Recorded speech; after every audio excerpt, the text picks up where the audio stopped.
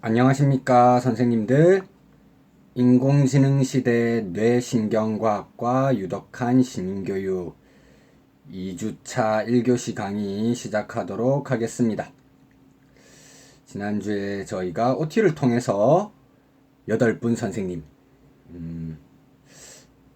윤리학, 자기가 좋아하는 동서양의 여러 윤리학자 내지 철학자들 언급하면서 자신에 대해 소개하는 그런 시간을 가지고 제가 예상했던 것보다 훨씬 좀 다채롭고 폭넓은 그런 OT에서 논의의 시간을 가졌던 것 같습니다.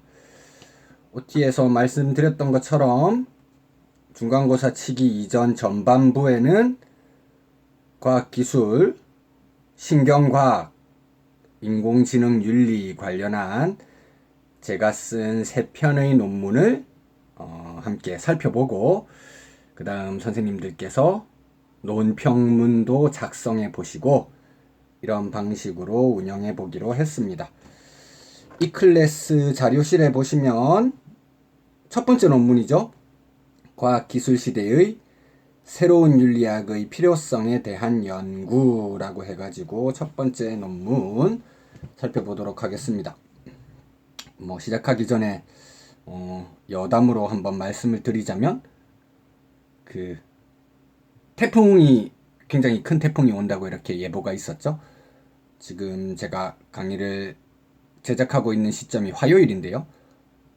서울 경기권 선생님들께서는 학교가 휴업이라든지 아니면 온라인 수업으로 진행을 하셨는지 모르겠습니다. 저 부산에서도 교육감이 전면적인 온라인 수업 실시하라고 그렇게 해서 오늘 온라인 수업을 했는데 아마 새벽 5시, 6시 정도에 한 2시간 사이에 태풍이 좀 빠르게 지나간 것 같습니다. 피해가 큰 것보다는 예상했던 것보다 이렇게 가볍게 지나가는 게 오히려 더 다행이라고 생각합니다. 뉴스를 보면 경북의 포항 이런 지역에서는 좀 피해가 크게 입은 그런 경우도 있던데 수강하고 계신 선생님들께서는 큰 피해 없이 잘 지나가셨길 기원합니다. 우선 국문 초록 제 논문의 요약과 관련되는 내용이기 때문에 한번 읽어보고 나서 내용으로 들어가는 것으로 하겠습니다. 전반적으로 논문 내용을 읽으면서 필요한 부분이 있으면 판서를 통해 추가 설명하는 방식으로 좀 편안한 그런 강의 방식으로 진행하도록 하겠습니다. 과학기술은 인간의 삶 자체와 직접적으로 연결되어 있기 때문에 인간의 바람직한 삶과 관련되는 윤리적 가치와도 연결성을 가진다고 평가할 수 있다. 물론 저희가 인공지능, 인문융합 전공 선생님들이시기 때문에 인공지능에 대한 내용을 주로 다루어 보아야 되겠죠. 그리고 OT 때 말씀드렸던 것처럼 인공지능 제외하고도 저희 강의의 주된 테마는 신경과학, 그것이 될 거라고 말씀드렸습니다. 신경과학이라든지 인공지능이라고 하는 건 기본적으로 발달한 과학기술, 여기서부터 비롯된 것이기 때문에 제일 처음 가장 일반적인 과학기술과 윤리학의 관계에 대한 논의, 여기에서부터 시작하는 게 일정 부분 의미를 가질 수 있다. 그렇게 생각을 해보고 있습니다.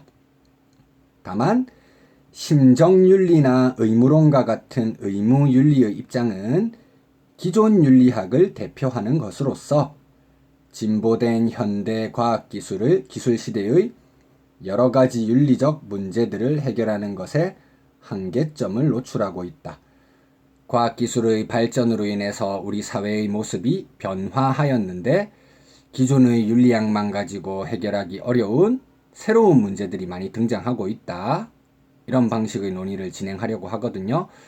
그래서 오늘 3교시 정도 논의 진행하는 것에 있어서 아무래도 제가 OT 때 말씀드렸던 것처럼 제 전공이 윤리학이기 때문에 1교시에서는 윤리학에 대한 이야기를 간단하게 하고 2교시에서는 과학기술과 가치의 문제를 다루어 보고 3교시에서는 기존 윤리와 과학기술 시대의 새로운 윤리, 이것을 비교해 가면서 논의하는 방식으로 한번 이끌어가 보겠습니다. 두 번째 단락입니다. 기술은 원시 사회의 신체 기능적 행위 능력에서 전통 사회의 경험 기술적 행위 능력을 거쳐서 현대 사회에 이르러 과학기술적 행위 능력을 보여주는 것까지 발전해 왔다. 현대의 과학기술적 행위 능력이 가지는 다양한 특성들로 인해 기존 윤리학만으로는 해결할 수 없는 다양한 윤리적 문제들이 발생하고 있다. 따라서 앞으로 윤리학은 과학기술 시대의 변화에 대응하여 새로운 윤리학 혹은 윤리학의 변형을 요청하고 있다. 새로운 윤리학이라고 하면 기존 윤리라고 하는 게 완전히 쓸모가 없어서 전면적으로 새로운 윤리학이 필요하다. 이런 방식으로 독해될 위험성이 있기 때문에 기존의 윤리학으로 해결할 수 있는 건 그대로 해결하고 새로운 윤리 문제를 보완하는 방식의 윤리학이 필요하다. 그래서 윤리학의 변형이라고 하는 표현을 사용해 보았습니다. 새로운 윤리학은 거시윤리학이라 부를 수 있는 것으로 윤리적 지평을 시간적 그리고 공간적으로 확대시키는 성격을 가진다. 그리고 새로운 윤리학은 전체 인류의 연대성을 바탕으로 하는 책임을 강조해야 한다. 지난주에 이제 존경하는 윤리학자 이야기할 때 아마 첫 번째 선생님이셨던 것 같습니다. 박지은 선생님, 저희 서울교대의 변순영 교수님을 언급해 주셨는데 책임윤리 굉장히 중시하시는 분이죠. 저도 어떻게 보면 그 변순영 교수님의 책임윤리에 대한 강조점을 계승하고 있는 그런 입장이라고 말할 수 있을 것 같습니다. 밑에 나와 있는 것처럼 이 논문 작성하던 시기에는 제가 한국교원대학교 박사과정 아마도 7번째 학기, 8번째 학기 이 정도에서 썼던 논문인 것 같습니다. 머릿말 부분은 넘어가도 될 것 같고요. 2장은 2교시에 다루도록 하겠습니다. 윤리학에 대한 이야기부터 먼저 하고 그 다음 2장을 다루는 것이 선생님들 조금 논의의 흐름에 적절하지 않을까 그렇게 생각을 해서요. 저희가 3장을 먼저 들어갈 겁니다. 기존 윤리학의 특징과 한계라고 해서 94페이지 내용입니다. 윤리학은 우리가 어떻게 살아야 하는지, 선이란 무엇인지, 옳음과 그름 같은 개념들이 무엇을 의미하는지를 다루는 철학의 한 분과라고 정의할 수 있다. 이렇게 한번 써보겠습니다. 윤리학. 윤리학에도 다양한 종류가 있으니까요. 그 종류들을 한번 분류해보자 이런 의도입니다. 윤리학은 우리 앞에 주어진 여러 윤리 현상들을 연구하는 방법에 따라 크게 두 종류로 구분하는 것이 가능하다라고 되어 있습니다. 물론 인류의 역사가 굉장히 길고 동양과 서양의 접근법이 좀 다르기 때문에 굉장히 다양한 방식으로 인류가 여러 가지 유익한 지식이라든지 지혜를 지금까지 축적해 왔겠죠. 이렇게 지식을 모으고 축적해 나가는 방식, 다양한 방식이 있겠지만 크게 나누어 보면 두 가지 정도로 나눌 수 있지 않을까. 어떻게 두 가지가 되는가? 제가 소개시켜 드리려고 하는 개념은 사이파이라고 하는 개념입니다. 사이파이. 우리가 익히 잘 알고 있는 단어 두 개를 약자로 표현한 것인데요. 사이, 무엇의 줄임말일까요? 사이는 사이언스의 줄임말입니다. 과학. 과학을 통해서 우리가 얻은 여러 가지 지식들이 있죠. 하지만 과학은 좀 차가운 사실의 문제이기 때문에 그것만 가지고 삶의 깊은 통찰력이라든지 우리 인생의 목적 이런 것에 대해서 이야기하기는 조금 어려운 측면이 있습니다.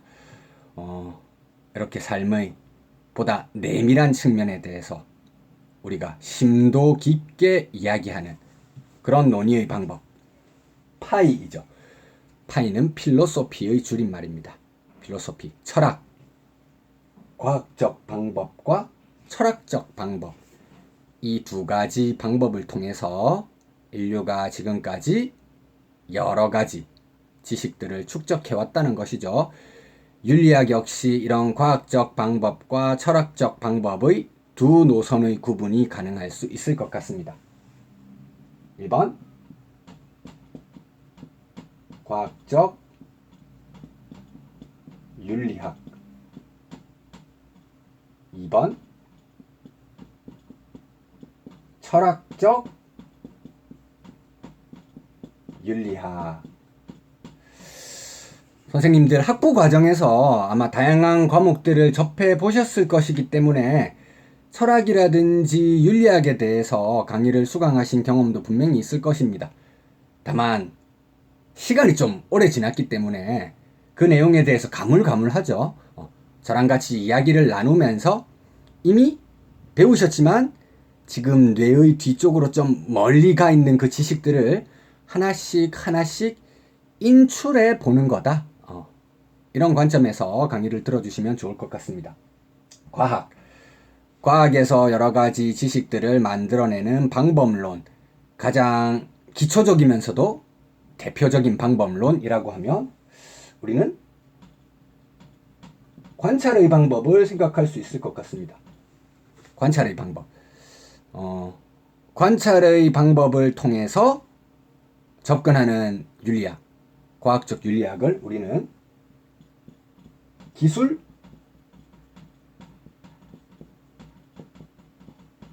윤리학이라고 표현합니다. 여기서 기술이라는 게 테크니컬한 측면, 이런 기술을 말하는 게 아니고요. 디스크립티브, 기술하다, 서술하다, 묘사하다, 그럴 때 기술을 의미하는 겁니다. 선생님들 문화인류학이라고 하는 학문을 다 알고 계시죠? 물론 지금은 본격적인 지구촌 시대에 접어들었기 때문에 서로 다른 문화를 가지고 있는 사람들이 굉장히 활발하게 교류하고 그렇게 살고 있죠. 하지만 시간을 좀 거슬러 올라가서 근대에서 현대로 넘어가던 그 정도 시점, 서구권에서 교통수단, 항만기술 같은 거겠죠. 배가 발달해서 다른 지역으로 이렇게 개척해 나가던 시기에 서구 사람들 입장에서 보았을 때는 전혀 색다른 여러 가지 다양한 문화권, 그런 지역들을 발견하게 되죠. 자기들 입장에서 봤을 때는 못마땅하게 무언가 이상한 것처럼 그렇게 받아들일 수 있잖아요. 그래서 그런 이 문화라든지 풍습이 좋다, 바람직하다, 혹은 바람직하지 않다라고 하는 가치 판단은 배제하고 그것은 괄호 속에 넣고 새로 우리가 맞닥뜨리게 된 지역에 문화가 어떤 것이 있는지 객관적으로, 가치 중립적으로 서술해 나가는 것을 목표로 했던 것이 문화인류학이라고 할 수 있겠죠. 거기서 문화상대주의 이런 것들이 나오지 않습니까? 그것과 비슷한 방식의 윤리학이라고 생각하시면 됩니다. 각 문화권마다 어떤 윤리적 관행이 존재하고 있는지 객관적으로 기술하는 것을 목표로 한다. 그렇기 때문에 가치 중립적이다. 우리가 일반적으로 윤리학이라고 하면 옳음, 그름, 선함, 악함 이런 걸 다루기 때문에 가치가 개입되어 있는 학문이라고 생각하는 게 대개의 경우인데, 과학적 윤리학은 독특하게도 가치 중립적으로 접근하는 그런 입장인 겁니다. 각 사회마다 이런 다양한 윤리적 관행들이 있더라. 객관적으로 조사하는 게 기술윤리학의 목적이 되겠습니다. 자, 그 다음 두 번째는 철학적 윤리학. 인간과 인간이 아닌 다른 존재들이 지구상에서 함께 살아가고 있죠. 그러면 인간과 비인간적 존재, 그들의 차이점을 구분할 수 있는 중요한 요소들 분명히 굉장히 많을 겁니다. 근데 지금은 철학적 윤리학 하면서 저희가 이야기하고 있는 것이니까요. 다른 존재들과 다르게 인간만 유일하게 철학하는 것이 가능했던 이유는 무엇일까? 인간이 철학하는 것을 가능하게 했던 매개, 고도로 발달한 상징체계인 언어라고 하는 것이 있었기 때문에 인간은 다른 존재와는 다르게 철학하는 것이 가능했을 것 같습니다. 그래서 철학적 윤리학은 언어라고 하는 것에 굉장히 지대한 관심을 가지고 있는데요. 아무래도 윤리학이다 보니까 윤리학에서 사용하는 여러 가지 개념어들, 옳음이라든지 그름, 좋음이라든지 나쁨, 선이라든지 악과 같은 그런 윤리학에서 사용하는 언어들에 관심을 가지게 됩니다. 이런 언어에 접근하는 방법에 따라서 철학적 윤리학은 다시 두 가지 노선으로 구분될 수가 있는데요. 언어에 접근하는 첫 번째 방법은 개념을 명료화하자는 겁니다. 윤리학에서 사용하는 여러 가지 단어들이 있는데 도대체 이 단어들이 학문적으로 사용 가능하고 엄밀성을 가지고 있는 그런 단어들인지 먼저 개념을 정립하고 들어가야지 윤리학이라고 하는 학문이 하나의 학문으로 성립할 가능성이 있는지에 대해서 이야기할 수 있다. 이렇게 주장하는 입장을 우리는 메타윤리학이라고 표현합니다. 메타라고 하는 표현 많이들 사용하시죠? 선생님들 알고 계시는 고대 그리스 아테네의 철학자들 가운데 아리스토텔레스라고 하는 사람이 있죠. 그가 죽은 이후에 저작들이 바로 알려지진 않고 그 중세 정도 시기가 되어서 중세에서 그리스도교 윤리를 이론적으로 정당화하기 위해서 그 이전에 있었던 학문들을 굉장히 많이 좀 도입하려고 시도를 하는데 그 당시에 사막 지역에서 아리스토텔레스의 저서들이 굉장히 많이 발견이 되거든요. 실제 굉장히 인기 있었습니다. 아리스토텔레스 책이 굉장히 요약해서 잘 써져 있거든요. 대학교 강의록처럼 써져 있습니다. 장과 절로 나누어져 가지고 일목요연하게 서술하는 방식으로 써져 있어서 많은 사람들이 공부하는데 큰 도움을 줬습니다. 책마다 앞에 표지가 있고 제목까지 딱 다 붙어 있었어요. 근데 공교롭게도 딱 한 권의 책이 표지가 유실되어 있어가지고 제목을 알 수 없는 그런 상태였었거든요. 그 책이 자연학, 피지스라고 하는 자연학 바로 다음에 발견된 책이라서 자연학 이후에 발견됐다 이렇게 해서 메타피지스, 형이상학이라고 하는 이름이 붙어있는 책이죠. 메타, 무엇 이후의 혹은 무엇보다 위의, 상위의 이런 의미를 가지고 있는 용어라고 할 수 있습니다. 윤리학에서 사용하고 있는 여러 가지 언어들을 엄밀하게 분석해서 과연 윤리학이라고 하는 학문이 학문적으로 성립하는 것이 가능한지 살펴보자. 그래서 분석윤리학이라고도 표현하죠. 메타윤리학, 분석윤리학, 언어의 개념 명료화를 시도하는 겁니다. 이렇게 이야기하면 아마 선생님들은 훨씬 쉽게 받아들이실 수 있을 것 같습니다. 물론 뭐 초등학교에서 그 줄세우기식의 지필평가를 하진 않지만 어떤 방식으로든 수업 진행한 것에 대해서 이제 평가를 하시잖아요. 그 평가를 하기 위한 계획들이 잘 수립되고 시행된 다음에 효과를 거두었는지 평가를 재차 평가하죠. 그런 걸 우리가 보통 메타 평가라고 하지 않습니까? 위에서 바라본다. 윤리학을 위에서 바라본다. 메타 윤리학 이렇게 이해해 주시면 좋을 것 같습니다. 그 다음 동그라미 2번. 2번은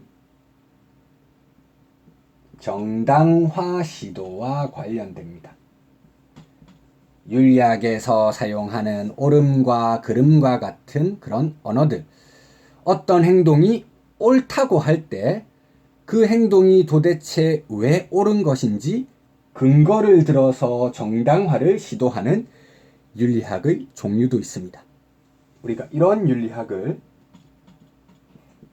규범 윤리학, 규범 윤리학이라고 표현합니다. 선생님들께서 윤리학이라고 하는 단어를 들으셨을 때 가장 먼저 떠올리게 되는 윤리학의 성질, 보통 규범윤리학이 그런 내용이라고 생각하시면 되겠죠. 이 규범윤리학은 다시 두 가지로 나누어지는데 이론규범윤리학과 응용규범윤리학이라고 하는 내용으로 나누어집니다. 이론규범윤리학, 학부 때 아마 많이 들어보셨을 겁니다. 칸트의 의무론, 벤담과 밀의 공리주의, 어떤 행동이 옳다고 할 때 그 행동이 왜 옳은지 근거를 들어서 정당화하죠. 칸트라면 정엄 명령에 비추어서 평가한다. 벤담과 밀이라면 최대 다수의 최대 행복 원리, 공리의 원리에 비추어서 평가한다. 이런 방식의 논의들을 이끌어낼 겁니다. 도덕 법칙이라든지 도덕 원리를 정립해서 그것을 근거로 옳은 행동을 정당화하려고 하는 입장이라고 할 수 있습니다. 저희가 이번 학기 동안 이야기하게 될 내용들은 그 다음 언급하려고 하는 이 응용윤리학이라고 하는 윤리학의 분류와 가장 밀접한 관계가 있다고 할 수 있습니다. 응용윤리학은 다른 말로는 실천윤리학이라고도 표현하는 것인데요.